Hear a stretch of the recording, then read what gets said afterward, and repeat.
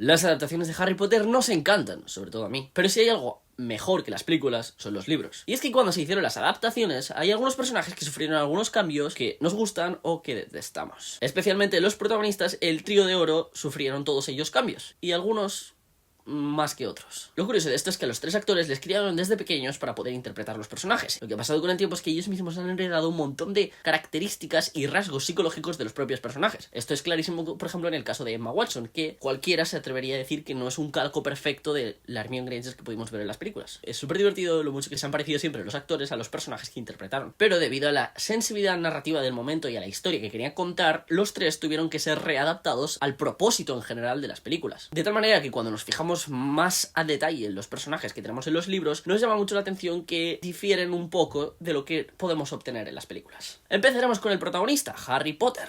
Harry Potter es un niño que ha pasado de ser abusado psicológicamente y probablemente hasta físicamente en una casa por unos tíos absolutamente malvados y horrorosos. Siendo un crío de 12 años, y aunque Dumbledore quisiera evitar precisamente que creciera alejado de todo eso, fue introducido al mundo mágico, donde de repente pasa a ser la persona más importante, o probablemente el niño más importante de todo el mundo mágico. De tal manera que tenía sentido, y lo podemos ver en los libros, que Harry con el tiempo fuera cogiendo un poquito de egocentrismo, un poquito de rasgos de decir, soy el elegido. De hecho, hay una escena en las películas que podemos verla, que es esta. Sin mencionar los colmillos. Sí, también eso. ¡Harry! ¡Señor! Que para mí es una de mis escenas favoritas, porque nos demuestra un poquito la picardía que tiene el personaje de Harry. Pero esto en los libros era muchísimo más acentuado y exagerado. Una de las escenas que nunca llevan las películas, pero a mí en los libros me encanta, es precisamente este momento con Snape.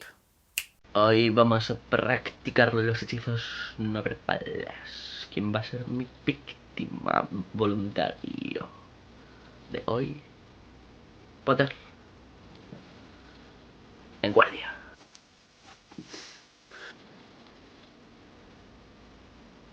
Protego.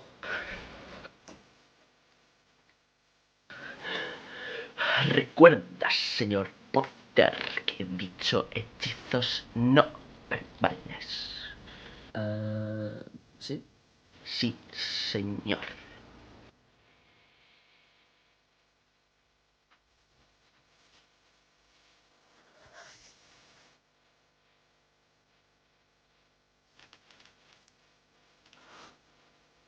No hay necesidad de llamarme señor, profesor.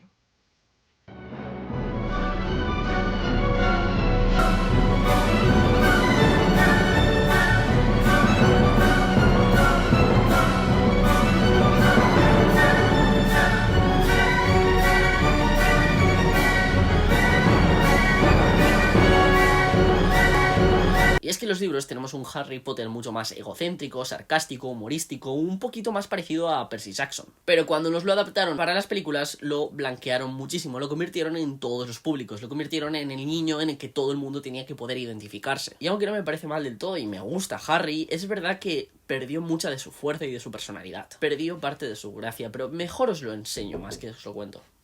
Vale, bienvenidos a las pruebas de Quidditch. Si me podéis escuchar un momento... Bueno, tampoco importa. Vale, a ver, todas las chicas que habéis venido solo para verme y no habéis venido a hacer las pruebas de Quidditch, podéis seguiros, por favor, porque es que ninguna de vosotras está tan buena, es tan buena como Ginny, o sea que... Luego si queréis firmo autógrafos, ¿vale? Me preguntaba si querías ir al baile conmigo. ¿Quién es ese? No sé, no le mires, no le mires. ¿Quién es ese? Qué asco. Y eso de que McGonagall haya dicho que tenemos que encontrar una pareja para el baile, la verdad es que me ha preguntado ella y esa, la verdad es que está buena, pero es más alta que yo, tío. ¿Te imaginas qué diría la gente si fuera con una persona que es más alta que yo? Potter, ¿es verdad que te desmayaste? Qué lástima que tu escoba no vaya con un paraguas, Potter, para así poder esconderte de los dementores. Lo que da lástima es que no puedas ponerte un brazo extra, Malfoy. Así igual alcanzarías alguna snitch. Pero esto a veces es complicado de entender y hubo mucha gente que se enfadó diciendo que Harry no era así, cuando hice un primer vídeo en formato short hablando de ello. Y es que el otro día hice un vídeo donde se hablaba de las diferencias cómicas, sobre todo, entre el Harry de las películas y de los libros. Y algunos de vosotros os enfadasteis bastante, tanto como para hacerme una maldición imperdonable. Y me dijisteis que estaba muy equivocado. Pero no pasa nada, vamos a utilizar la hemeroteca. Mira cómo era Harry con Cho en las películas. o cómo era con ella en los libros. Oye, pero ahora no te pongas a llorar. Qué vergüenza. Y es que los libros es un personaje súper intenso. Para mí esto toma mucha más fuerza a partir sobre todo de la Orden del Fénix, donde aparece un Harry muy especial, el Harry mayúsculas. ¿Quién tuvo que pasar por dragones y esfinges el año pasado, Yo. ¿Quién le vio volver y tuvo que escapar? Yo, Cedric no lo consiguió, pero yo sí. Nos dan un Harry mucho más sarcástico, drama queen, que al final de todo es un adolescente. Y no pasa nada, a mí me encanta este Harry. El hecho de que a veces sea un poco capullo hace que eso sea parte de su propio arco de redención, de su camino del héroe. Tiene mucho más sentido. Solo me he pasado 4 semanas encerrado en Private Drive, mientras vosotros os lo pasabais aquí bien sin mí, pero claro, vosotros lo habéis pasado muy mal, aquí divirtiéndoos juntitos, que os estáis juntando mucho, Sí, pues muy bien, Muy bien. Y es que Harry no solo trata así a sus enemigos, es sarcástico y humorístico con todo el mundo. Esta otra escena con Hagrid es precisamente también un calco de quién es Harry. Soy un profesor, Potter, un profesor. Y no puedes amenazarme con derribar mi puerta. Lo siento, señor. ¿Desde cuándo me llamas, señor? ¿Desde cuándo me llamas Potter?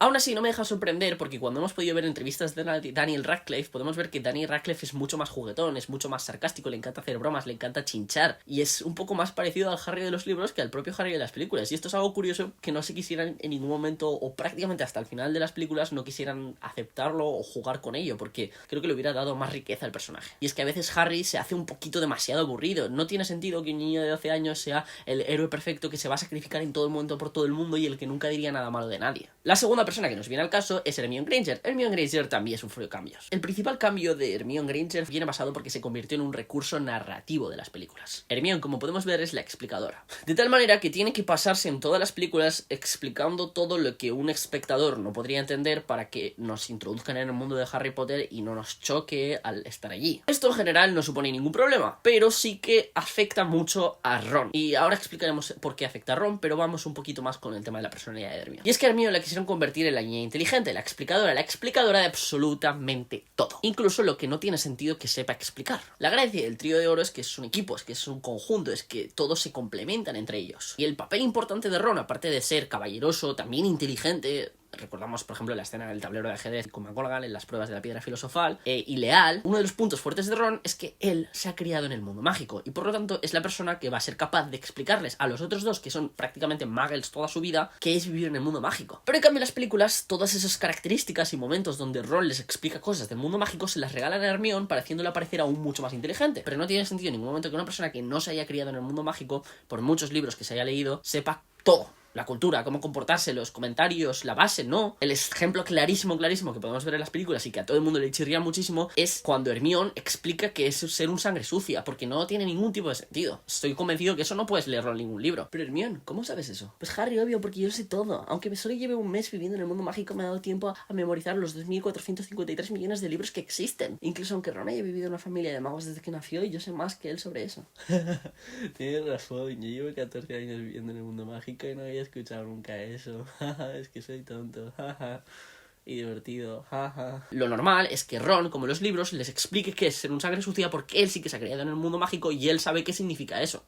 Hermione en las películas a veces llega a ser incluso ridículo y extravagante la mucha cantidad de información que puede retener una niña de 12 años. Por otro lado, como Harry era el chico con el que todos los chicos tenían que poder sentirse representados, creo que con Hermione hicieron exactamente lo mismo. Y la blanquearon también al punto de decir la chica perfecta, impoluta, sin ningún solo comentario malo, que es la niña en la que todos tenemos que sentirnos identificados. Una Hermione para todos, una Hermione que nos guste y que sea perfecta, una Hermione increíble en la que todo el mundo pueda decir wow, esta niña es alucinante, pero le quitaron rasgos de personalidad al hacerla tan perfecta. Hay una escena que necesitamos sí o sí en el reboot de Harry Potter. Por cierto, subí un vídeo hablando del reboot de Harry Potter, de los cambios de personajes que necesitamos, de ambientación, todo. Bueno, ir a verlos, los recomiendo muchísimo. La escena que necesitamos ver sí o sí en el reboot de Harry Potter es cuando Hermione coge a Rita Skeeter, un ser humano, lo mete dentro de un tarro en su forma de animago como escarabajo y lo guarda allí durante tiempo y luego le amenaza con contarle a todo el mundo su secreto, o si no la dejará en el tarro para siempre. Ah, por cierto, chicos, tuve que secuestrar a Rita Skeeter y la he puesto en un tarro. ¿Pero qué dices, Hermione? Tú no has podido. Sí que he podido. Nos estás tomando el pelo.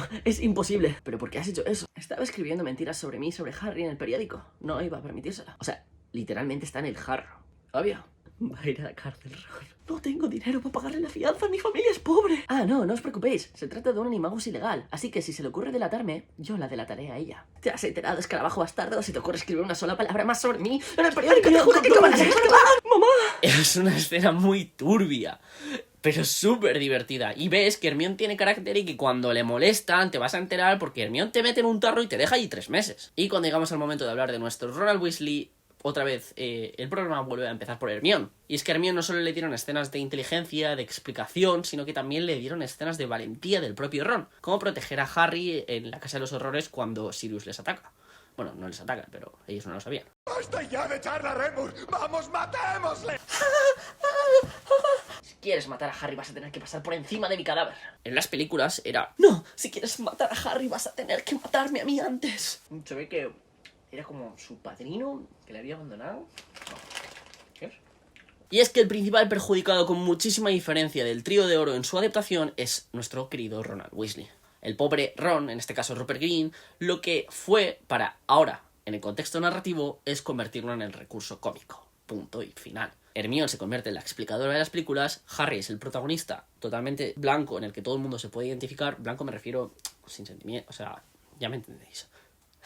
Y Ron es el recurso cómico para levantar la tensión en la película y que el espectador se pueda divertir. Tiene sentido porque es como explicarías una historia, intentas balancearlo todo en un libro, puedes profundizar muchísimo más en los personajes y todos tienen carácter. Pero como estamos viendo en la serie de Percy Jackson, uno de los problemas también en la adaptación de películas de Percy Jackson es que el Grover original se convirtió en un recurso cómico. Es algo súper curioso porque en los libros es mucho más divertido Percy que el propio Grover. Pero ahora en la serie lo han hecho muy bien. Grover, el de la serie, también es divertido, pero no es el recurso cómico. Puedes ver que es un personaje inteligente, que ya tiene sus acciones, y dirás, ah, pero a veces la hija de Atenea, ella tendría que tener toda la inteligencia. No, cada uno tiene momentos de inteligencia, cada uno tiene momentos de valentía, cada uno tiene momentos de comicidad, porque así son las personas. Y es que en las películas llega el momento de que Ron prácticamente no tiene ningún sentido, es que es un elemento decorativo. Lo puedes ver, por ejemplo, en El prisionero de Azkaban. Es que, literalmente, que creo que también pasa en los libros, pero literalmente Ron se queda en el hospital y dices, ah, bueno, pues tampoco importa mucho, ¿no?, que esté en el hospital, porque no influye para nada. Y a partir de ahí te vas viendo las películas,